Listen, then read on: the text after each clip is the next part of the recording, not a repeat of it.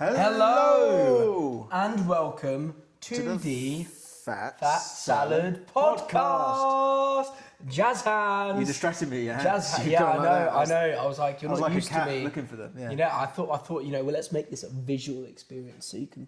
Oh God, you guys can have a look, see what's going on. And today we are talking about how to level up your gig performance. So that'll include us. We'll discuss how we've played our headlines before.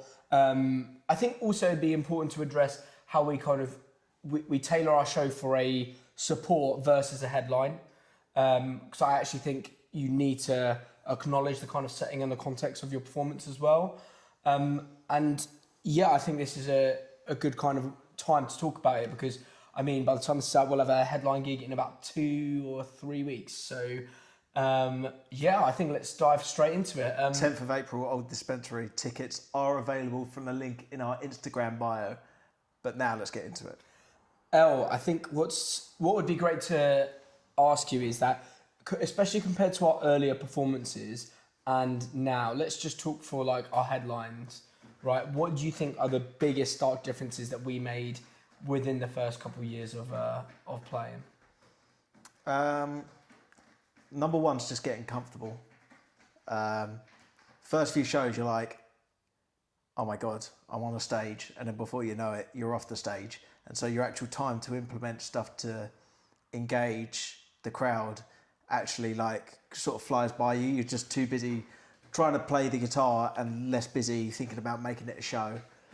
So I think with time, that's improved. And I also think we should disclose, I think we got volumes of headroom before we hit our limit in terms of, we've got a lot to learn, I think. Yeah, 100%. We're not claiming to be experts, but I think what we can do is offer you the experience that we didn't have now. Yeah. So I think one of the main things we're doing now that we weren't doing then was everyone in the band needs to know the words.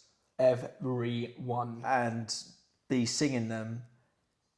And if you're not singing them, you've got to be really into the part you're playing. Know your lyrics. And if you're not singing them, you're not playing them, dear God, you better be clapping or make it engaging with the audience. Doing something. I think that was such an easy win for us as well. And I think even us saying it now, it took us far too long to make that like as much of a priority as it needs to be. Yeah. Do you know what I mean? I think it took us a couple of years before everyone was like, actually, it makes a lot of sense. If we're singing the words, it's going to make the crowd want to sing the words. Well, we sat down, didn't we? And we had a bit of a case study. I remember we watched Cage the Elephant one night. Yeah. And Matt and Brian Schultz. Yeah. The rhythm guitarist was just, first 2 songs, he was just in someone's face with the guitar, singing the words at them.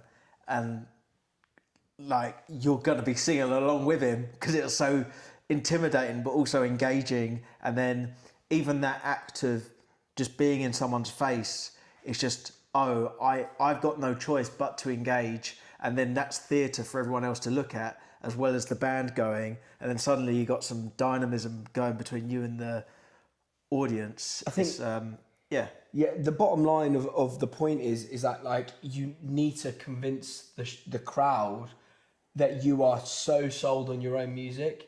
In a good way, not in a vain way, but it's like, let's be honest, like when you have a show, the whole time you're trying to win over fans. You're trying to sell what you are to them. Yeah. And so if you're talking about it on a strictly business, like sales point of view, it's like, how can you sell to someone when you're not even convinced yourself? Yeah, 100%. So it's like, you need to show that to them that you are real and what they're experiencing is real. And that's what you can sell. And I think once you've done that, that's like such a key point for engagement in your crowd. And like you'll see it. Like, I mean, I'm sure like most of the people we're talking to now will have been to a show of like, you know, one of their favourite bands, and they'd have be singing the words of them, or maybe there was a song that they didn't know, but everyone else is singing the words. It's like, what do you do after that? You go have a look at what that song was and go, bloody hell, that was really good. Everyone was singing along. 100%. It's such an easy bit, and also atmospherically within your performance, it's just like, it really does set a tone. Well, if you're taking the salesman point of view, you're providing an experience, and it's almost like a try before you buy. And if they buy, then buying is going and streaming a song and listening to it, and then maybe actually buying another ticket to come see you again, or buying a t-shirt. Yeah, being a fan, being part of the family. Buying into the family. So, and it's such a small aspect of it. Like, as a musician, I mean, everyone should be so involved that they know all the words. And admittedly, there are times when we have new songs. Where I won't even know all the words. But even just enjoying it and just being vocal on stage and enjoying it, and like even if your backing vocals aren't perfect, the fact that you're making the effort goes a long way, and you're meeting the audience halfway. And there's nothing more painful, and I think we can speak from experience watching other bands where no one's interested in it. It's very clear. Not even the band. Yeah. And it's very clear that one person's driving it and everyone else is sort of. And I would say as well, if you're playing in a band and you see yourself as a session musician, the one thing you can do to drag that band down is look like you're a session musician in that band. Yeah.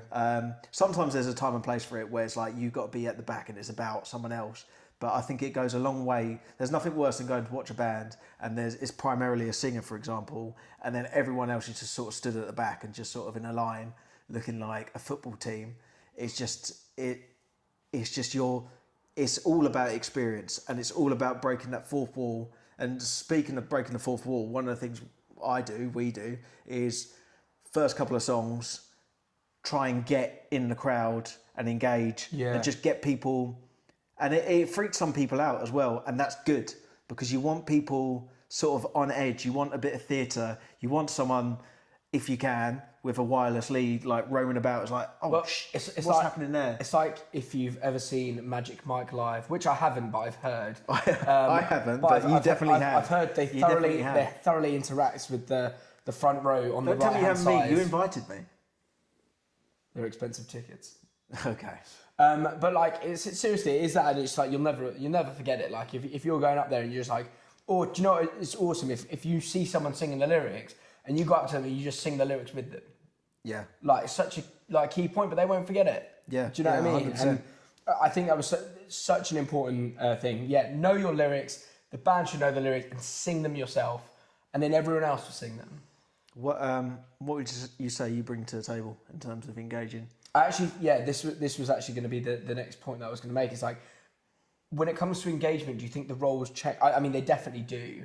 They change between each band member, but how can you make your own individual performance more engaging? And I think for me as a guitarist, there's a couple of things that we've trialed that I really like and I would like to do more of, but we just can't at the moment. But I obviously, so I'm the lead singer. I play the rhythm guitar, which automatically does fix me into this little like couple meters squared box where I'm like, I can't really move too much because every 2 seconds I've got to be at the mic. So that has been a challenge. But I think what we've done in songs like Stone Cold Lover, for example, is we just let you take over a little bit more of it. Yeah. Where I can put the guitar down, I can actively sing to the crowd, like move myself, and then I can go and pick up the guitar again. But I think that was definitely a challenge we experienced. But I think what I can get away with is just being 100% in the performance I'm giving. And I think additionally, in those spare seconds, like between songs, for example, really capitalising on that space there and using that time to speak and address the crowd. Yeah, I was going to say, you got a mic. That's what you have to do. Yeah. But I mean, I'm restricted with movement and conveying through, like, aside from like, you know, the general movement that I can do with a guitar. I think that time where I can speak to the crowd is important. And I think one of the things that we did when we, I think this might have been after the introduction of Natan, was almost planning areas where I have more speaking time between songs. Yeah. So I'm not just guessing or grasping for 30 seconds interaction with the crowd. It's like, I think it'll be like song 2 or 3, probably 3 after song 3, we kind of just like, and it naturally happens usually. I might have a few things that I want to say anyway, like we might have a single that's come out or whatever, or something might have happened in the show before, or the day that it's fun to address. We've dedicated songs before as well. So. But I think, 100%, that having that time in that point, usually it just happens on its own. Like you'll take a break, like people will cheer, and then someone will say something. Yeah. Someone maybe in the crowd will say something, you can bounce off that, but I think it's really integral as a front man to be bouncing off that energy. Yeah. I think there was a gig we did, supporting Bear Park, our last show, where I think, if you haven't been watching, the Six Nations have been going on, and like I think there was just an England game on, so I was like, has anyone been watching Six Nations?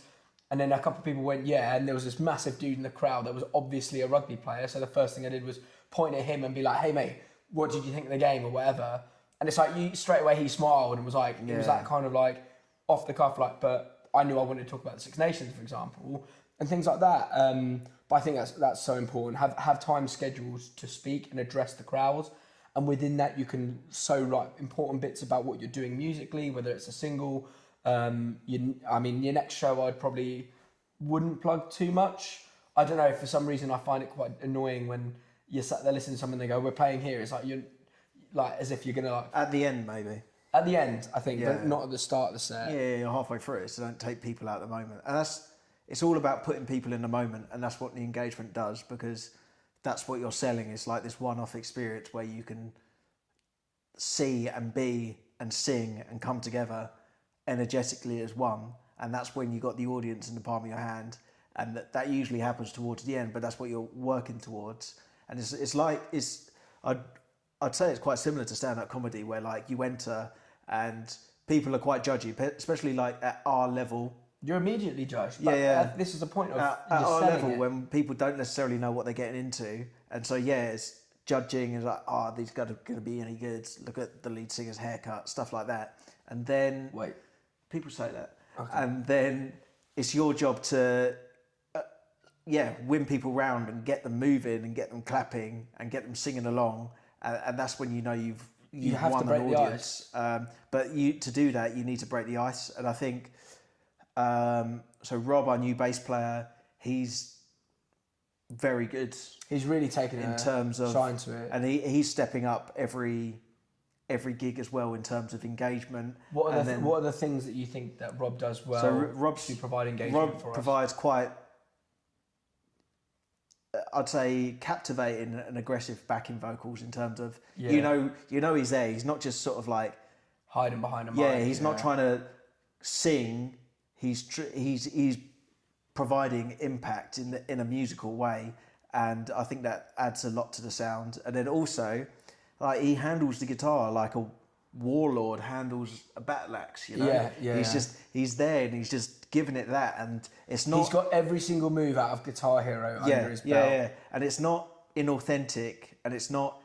That is him. That's who he wants to be. That's him there live in the moment, and that's special as well. And it's so effective when that happens, because without being so previous lineups of the band we haven't had members so active on stage, and so when you got 1/3 of the stage, so like me on one part, Aydan in the middle, 2/3, and then you've got someone else who's not necessarily buying into that energy, it creates a weird environment. When you've got a wall of people lined up, fully embracing it, enjoying it, and making an effort to meet the audience halfway, that's when things become special, because you're staring at it. You got no choice other than to sort of get involved. It's just human nature. If someone's singing a song to you and everyone else around you is singing a song, you're going to be singing that song. Like, you don't want to be the one left out. And you have to play the audience